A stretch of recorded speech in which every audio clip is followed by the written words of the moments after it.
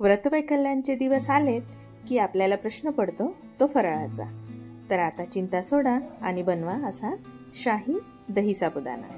त्याआधी नमस्कार सर्वांना, स्वागत आहे तुमचं आपल्या स्वादांकुर किचन मध्ये। सर्वप्रथम आपण 2-3 पाण्यांनी इथे साबुदाणा धुवून घेणार आहोत आणि तो 4 ते 5 तासांसाठी भिजवायला ठेवणार आहोत।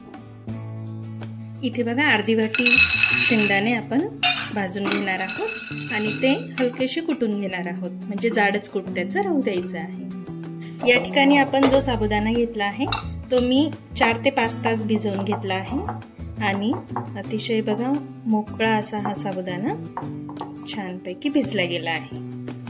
हे शेंगदाणे आपण इथे गार होऊ देऊ आणि नंतर याचा कूट बनवू। या ठिकाणी आपण पाणी घेतलेलं आहे, त्यामध्ये ही जाळी ठेवून घेतो आहे। याच्यामध्ये आपल्याला साबुदाणे शिजवायला ठेवायचे आहेत। कसे ते बघा आता पुढे। इथे बघा आपला साबुदाणा अगदी छान असा भिजलेला आहे। तर हे आपण आता शिजायला ठेवायचं आहे। एका भांड्यामध्ये हे काढून घेते आहे आणि हे आपल्याला पातेल्यात पाण्याच्या वरती शिजवायचं आहे। म्हणजेच काय, इथे आपल्याला हा साबुदाणा बॉईल करून घ्यायचा आहे। याच्यात कुठलंही पाणी वगैरे टाकायचं नाही। हे बघा इथे पाणी उकळायला लागलंय। आता याच्यात पाणी न टाकता आपल्याला असाच हा बॉईल करून घ्यायचा आहे। वरून मी हे झाकण ठेवते आणि 4 ते 5 मिनिटं आपल्याला असंच हे बॉईल करायला ठेवायचं आहे। बघू शकतात आपले साबुदाणे छान असे बॉईल झालेले आहेत। हे ट्रान्सपरंट दिसत आहेत। आता आपण हे काढून घेऊ आणि यांना गार करायला ठेवूया। हे बघा या ठिकाणी मी 1 कप दही घेतलंय। इथे दही पातळच आहे। जर तुमचं दही अगदी कोरडं असेल किंवा हंकड असेल तर तुम्ही थोडं पाणी ऍड करून त्याला फेटून घेऊ शकतात रवीने, किंवा असं चमच्याने त्याला घोटून घेऊ शकतात।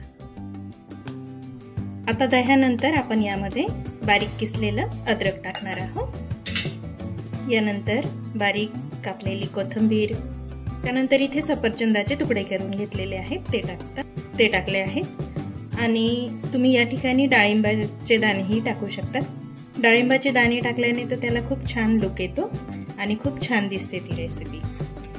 यानंतर उकडलेल्या बटाट्याच्या फोडी आहेत त्या टाकून घेतल्यात। यासोबत तुम्ही बारीक किसलेली काकडी सुद्धा टाकू शकता। आमच्याकडे उपवासाला काकडी नाही खात म्हणून मी नाही टाकली, तुम्ही टाकू शकता। त्याने सुद्धा खूप छान चव येते काकडी टाकल्याने।